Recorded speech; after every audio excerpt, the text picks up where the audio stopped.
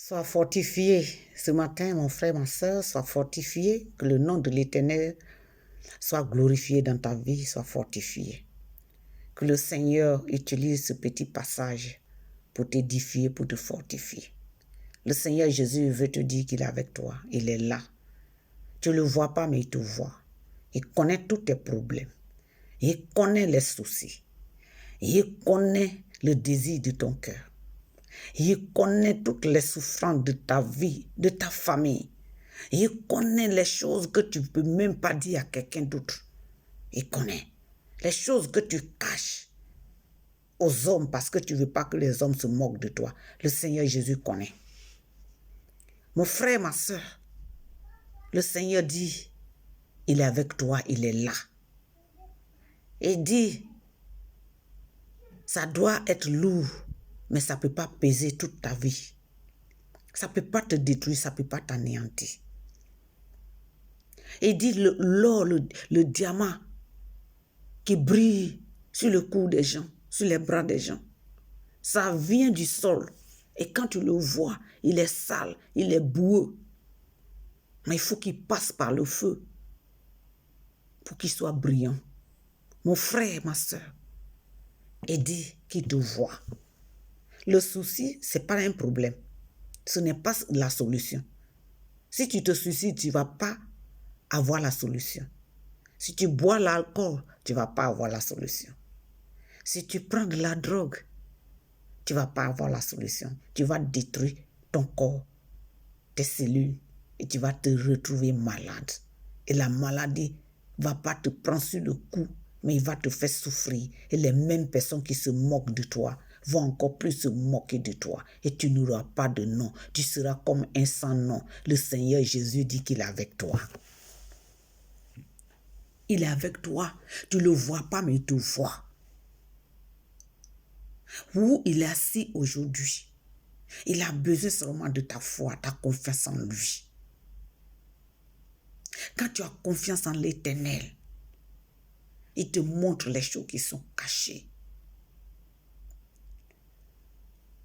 Il dit de ne pas tenter de te tuer, de ne pas tenter de te faire du mal. Ce qui est au-devant de toi est plus grand que ce que tu vois aujourd'hui. Laisse les gens se moquer de toi. Laisse les gens rire de toi, mon frère, ma soeur. Jésus est un Dieu de miséricorde. Il est un Dieu d'amour. Tout ce qu'il a besoin, c'est ton cœur, c'est ta confiance en lui, c'est te confier en lui. Je vais te donner un tout petit passage. Jean 6, au verset simplement 20. Jésus dit, c'est moi, ne soyez pas effrayés. C'est moi, n'ayez pas peur. Pourquoi ce passage dit c'est moi, n'ayez pas peur? Jésus a fait des miracles, il a opéré des miracles. Et il y avait toute une foule qui l'encadrait. Et les gens ont trouvé que non, ces miracles pareils ne viennent pas des hommes ordinaires. C'est le roi dont on nous parlait. Le temps de nos aïeux, là, c'est lui qui est là. Il voulait le prendre par la force pour l'introniser comme un roi. Et il a quitté les lieux sans dire à ses disciples. Et là où il est parti, il voyait tout ce que les disciples faisaient, mais les disciples ne le voyaient pas. À cette époque, Jésus n'était pas encore mort, il était vivant. Et la soirée est venue, les disciples sont allés. Ils sont allés se mettre dans leur bac pour aller de l'autre côté, disant que peut-être qu'il va nous trouver là-bas. Et quand ils sont montés sur leur bac, le vent violent a commencé à souffler. C'est les mêmes disciples-là que nous lisons le passage aujourd'hui dans la Bible. La Bible nous dit dans le livre de Jean, de Marc, de Luc, de Matthieu et tout ça, c'est eux. Ils étaient effrayés, ils avaient peur. Ils se disent que mais il n'y a plus de lumière. Voilà, le vent, la pluie arrive. Nous ne sommes que sur l'eau. C'est quand ils sont montés dans la barque là que à partir de 3 à 4 kilomètres que le désastre a commencé. Les choses ont commencé à trembler. L'atmosphère a changé. Eux, ils ne voyaient pas Jésus, mais Jésus les voyait. Et la Bible nous dit que tout d'un coup, ils ont vu. Jésus venait sur l'eau, mais ils ne l'ont pas vu. La peur a encore multiplié. Il fallait qu'il leur dise que c'est moi. N'ayez pas peur. Et cette parole les a déjà fortifiés. Ils étaient contents de le voir et il est monté dans leur barque. Ils ont continué. Et la Bible nous dit que dès qu'il est monté, tout d'un coup, ils se sont retrouvés de l'autre côté. Pourquoi? Ils étaient là, ils étaient en train de... Mais tout d'un coup, est-ce que c'était la distance là? Ou bien il y a eu réduction de distance? Le Seigneur Jésus te voit dans les problèmes. Il est avec toi. Il connaît tout ce qui se passe dans notre vie. Il est avec toi. Mais le diable veut que tu penses que Jésus n'existe pas. Il vient, il injecte des flèches pour te frustrer, pour te donner la dépression, pour t'intimider. Et te dit que Jésus n'existe pas. Il te dit que la vie, la main, ça coûte quoi? Il faut te tuer en même temps. Si tu prends la drogue, là, ça va te... Mais quand tu prends la drogue, tu prends l'alcool. Que tu es dosé dedans, quand tu dors, si l'effet s'en va, les mêmes problèmes demeurent. Mais Jésus, il est avec toi. Il dit de ne pas te tuer. Il dit, essuie tes larmes. Si tu portes les verres comme moi, enlève. Fais comme ça. Essuie tes larmes. Arrête de pleurer. Il est miséricordieux. Il n'abandonne jamais. Ils sont arrivés de l'autre côté de la rive. Mais ils étaient en train de tourner en rond. Dans le même livre de Jean, au chapitre 4, vous avez vu qu'on parle de Samaritaine. C'est une femme qui voulait à tous les prix, à tous les coups se marier. Elle a couché avec de nombreux hommes. Elle est partie ici, partie là, partie là. Mais quand vous voyez au verset 16 et 17, quand Jésus l'a croisée, pour couper court, Jésus lui demandait, va dire à ton mari de venir. Est-ce qu'il ne savait pas? Il savait que cette femme n'était pas mariée. Mais il a dit, va dire à ton mari de venir.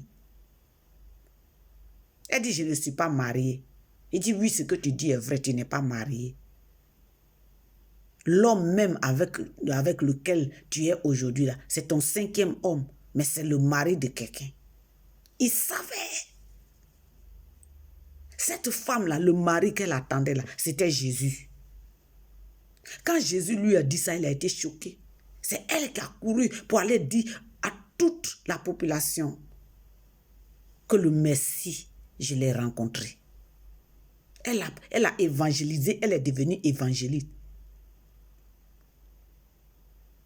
Mais elle ne se connaissait pas.